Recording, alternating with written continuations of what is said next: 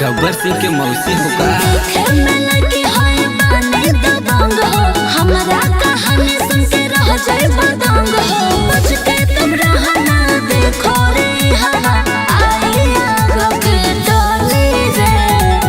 मार दे ढोलिया में तोहरा मगोरी रे। गोली जब मार भैया के नहीं बोली रे।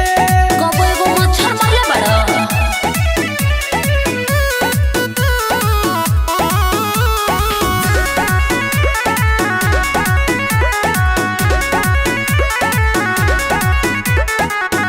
बाबू साहेब सराहना हमें दीवाना हो जला बेहोश यूं खोले जब खजाना।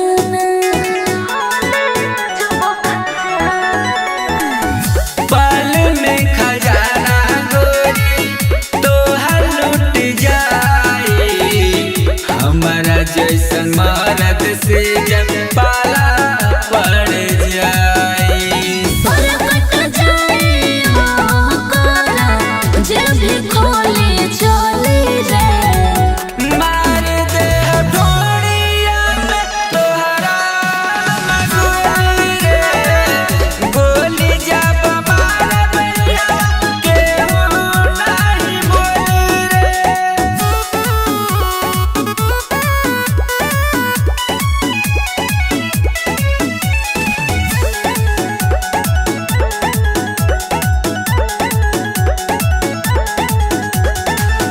केतना हो आशिक भइले केतना हो पागल।